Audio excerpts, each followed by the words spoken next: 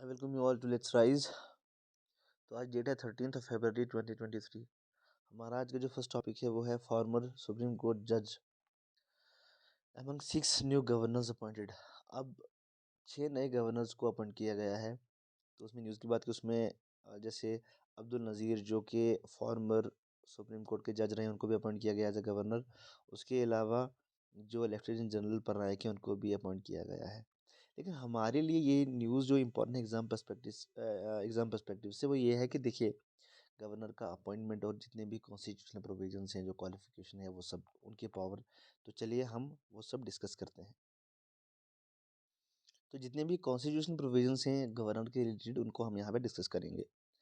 तो फर्स्ट है कि article 153 says there shall be a governor for each state, one person can be appointed as a governor of 2 और more states. देखिए, article 153 में ये mention किया गया है कि हर स्टेट का एक गवर्नर होगा। और एक और प्रोविजन जो काफ़ी इंपॉर्टेंट प्रोविजन है वो है कि एक पर्सन को, एक सिंगल पर्सन को दो या दो से ज़्यादा स्टेट का भी आप कह सकते हैं गवर्नर अपॉइंट किया जा सकता है एक टाइम पे। देन ये गवर्नर जो हैं ये नॉमिनी होते हैं सेंट्रल गवर्नमेंट के, लेकिन इनको अपॉइंट कौन करता है? इनको अपॉइंट किया जाता है प्रेसिडेंट के थ्रू। उसके बाद it is stated that governor has a dual role, मतलब इनका एग्जीक्यूटिव रोल भी होता है और लेजिस्लेटिव रोल भी होता है। उसके बाद he is the constitutional head of the state bound by advice of council of ministers. देखिए, जैसे प्रेसिडेंट जो है वो ही is bound by the advice of council of minister, जो यूनियन गवर्नमेंट की काउंसिल ऑफ मिनिस्टर होती है। ऐसे ही स्टेट में जो कॉन्स्टिट्यूशनल हेड होता है वो गवर्नर होता है, but he is bound by the advice of his council of minister, जो स्टेट काउंसिल ऑफ मिनिस्टर होती है।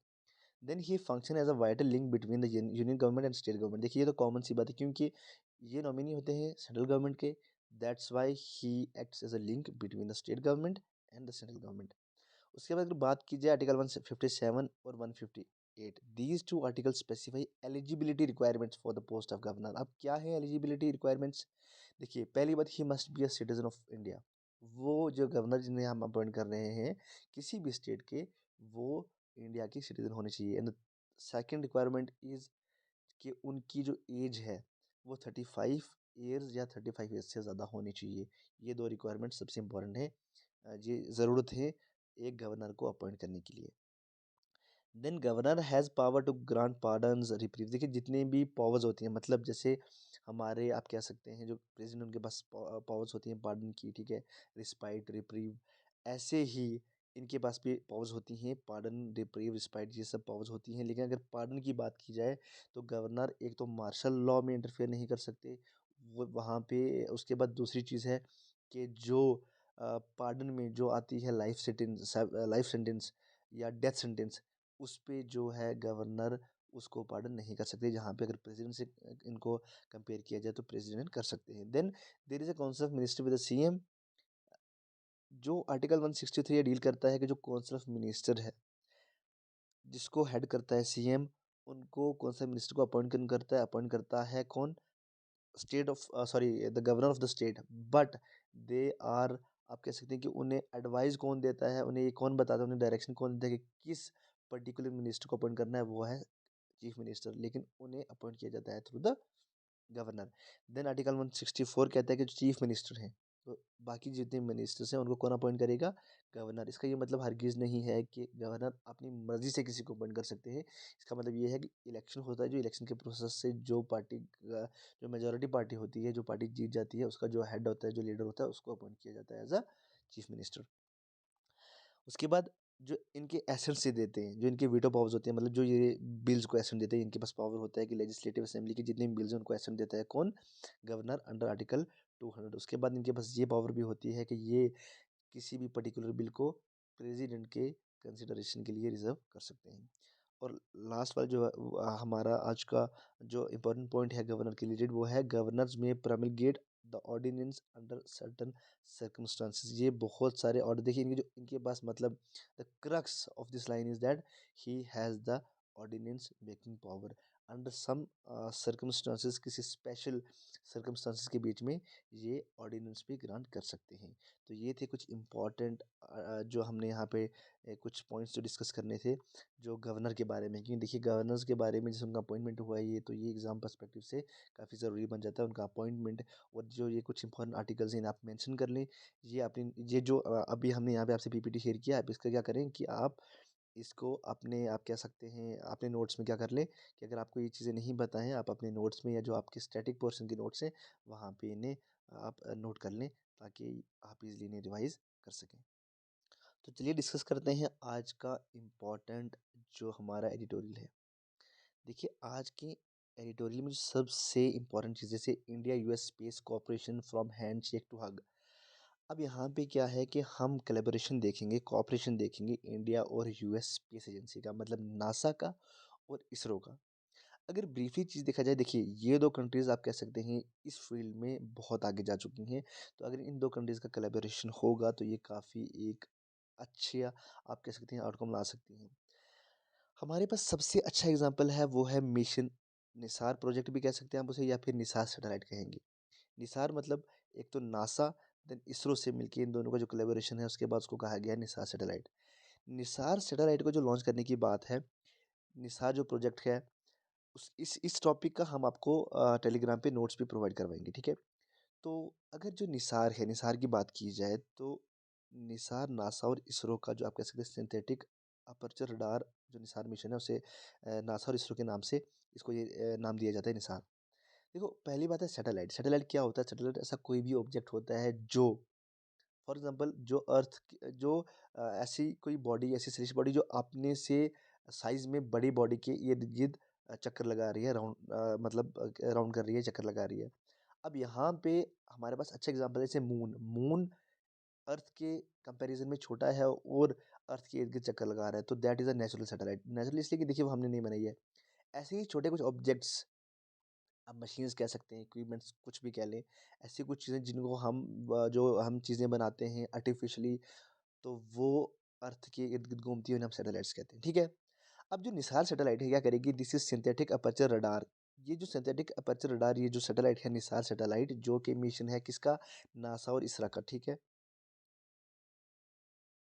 सॉरी नासा और इसरो का, जो इंडिया और यूएस की स्पेस एजेंसीज हैं, इनके कोलैबोरेशन के थ्रू इस सैटेलाइट को बनाया गया है। कुछ पार्ट इसका आप कह सकते हैं यूएस ने, कुछ पार्ट इसका इंडिया ने बनाया है।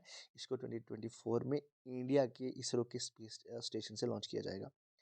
तो अब इसका काम क्या है, देखिए जैसे फॉर एग्जाम्पल हमारे पास टर्की का एक अच्छा एग्जाम्पल है। टर्की में क्या हुआ है कि अभी जैसे एक काफ़ी बड़ा डिजास्टर आया है, काफ़ी हमने देखा कि it is one of the worst disaster we have ever seen. तो इसमें क्या होता है कि ऐसे जब देखिए जैसे नेपाल में भी कुछ साल पहले 7.8 मैग्नीट्यूड का आप कह सकते हैं आया था अर्थक्वेक, अभी जैसे टर्की में आया, देखिए इस ऐसे सैटेलाइट्स के थ्रू, इस सैटेलाइट्स के थ्रू हम आने वाले डिजास्टर्स का पता बहुत पहले लगा सकते हैं। फॉर एग्जांपल अगर हमारे पास ऐसी टेक्नोलॉजी अभी अवेलेबल होती तो कम से कम जो लोग इतने बड़े बिल्डिंग्स के कोलैप्स की वजह से जिनकी डेथ हुई है, मे बी उनको बचाया जा सकता था, मे बी इतने नुकसान से बचा जा सकता था। फॉर एग्जांपल आपके पास अगर पहले आपका वार्निंग सिस्टम इतना अच्छा है, इतना आप एडवांस टेक्नोलॉजी है कि आप लोगों को पहले वहाँ से क्या कर सकते हैं कि आप वहाँ से वो बिल्डिंग्स खाली करा देते या लोगों को वहाँ से निकाल लेते, वहाँ से रेस्क्यू कर लेते, तो बहुत ज़्यादा चांसेस थे कि लोगों की जान बच जाती। तो जो हमारा निसार सैटेलाइट है, सिंथेटिक अपर्चर रडार है, जो इसका काम ये है कि ये एडवांस हमें पहले से पता चल जाएगा कि जो आप कह सकते हैं कि तो हम ऐसे नेचुरल डिजास्टर्स को रोक तो नहीं सकते। आप फ्लड्स को कितना रोकेंगे, अर्थक्वेक को थोड़ी रोक सकता है कोई। That's a natural thing. And हमें हमने पूरा जो हमने एक टेक्टोनिक प्लेट्स के जो टकराने का, या पूरा इसमें हमने कल, क्या हमारे आप कल का वीडियो भी देख सकते हैं जो टर्की में आया है, जो टेक्टोनिक प्लेट्स के मूवमेंट, उनके मोशन से जो एनर्जी रिलीज होती है, फिर हमने पूरा जो डिस्कस किया था जिस वजह से अर्थक्वेक आता है, इस चीज़ को हम रोक नहीं सकते। तो इससे जो अब क्या कर सकते हैं कि हम अगर अंदाज़ा लगा रहे हैं, हमारे पास जो आप कह सकते हैं अर्ली वार्निंग सिस्टम होगा, एडवांस वार्निंग सिस्टम होगा, तो हम क्या कर सकते हैं कि ज़्यादा से ज़्यादा नुकसान से बच सकते हैं। तो हमारा जो ये निसार प्रोजेक्ट है, जो निसार सैटेलाइट है, जो यूएस और इंडियन स्पेस एजेंसीज ने मिल के कॉपरेशन से बनाया है, इसका जो ये है, ये इसीलिए है, इसको 2024 में लॉन्च किया जाएगा। देखिए हमारा जो ये टॉपिक है यहाँ पे, जैसे China planning excision railway line to connect Tibet and Xinjiang. जो शिनजियांग और तिब्बत प्रोविंस है, इसमें रेलवे लाइंस बिछा रहा है कौन, इसको कनेक्ट, इस एरिया को कनेक्ट करने के लिए बाकी चाइना के पार्ट से चाइना ऐसा कर रहा है।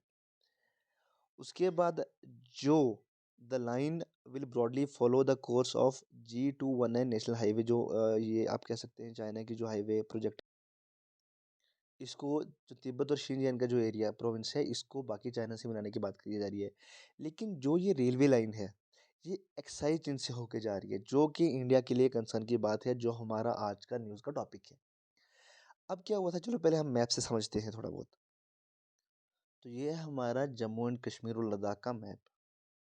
अभी भी इंडिया एक्साइज चीन को मानता है लद्दाख, जो हमारा लद्दाख यूनियन टेरिटरी है उसका पार्ट।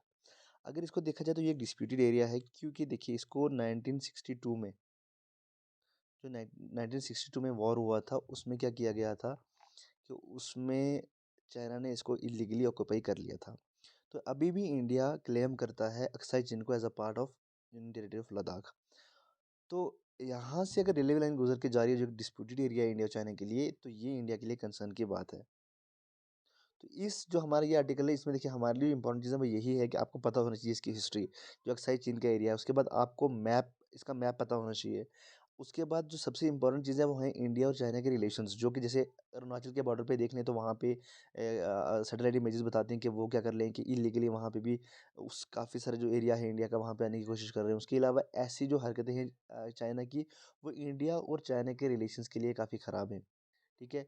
जैसे एशिया में देखा जाए तो इंडिया और चाइना को काफ़ी एक मेजर पावर माना जाता है, तो ऐसी कंट्रीज़ के बीच में ऐसे डिस्प्यूट जो हैं, वो जो दो कंट्रीज़ हैं, इनके रिलेशन को आप कह सकते हैं काफ़ी हद तक बिगाड़ सकते हैं। अगर हम लास्ट ईयर की बात करें, जो BRI प्रोजेक्ट है चाइना का, वो भी अगर आप POK का एरिया देखें, वहाँ से गुजर के जा रही है, तो चाइना और इंडिया के रिलेशन जो है ऐसी चीज़ों से खराब हो सकते हैं। तो आपको 1962 में जो इलीगली ऑक्यूपाई किया था अक्साई चीन, इस हिस्ट्री का पता होना चाहिए। उसके अलावा आप कह सकते हैं जो ये अक्साई चीन, इसका जो लोकेशन है, ये सब आपको पता होना चाहिए। तो आज के लिए इतना ही। जो हमारे इंपॉर्टेंट आर्टिकल्स हैं आज के, उनका जो PDF है आपको टेलीग्राम चैनल पे मिल जाएगा। Thank you so much and take care.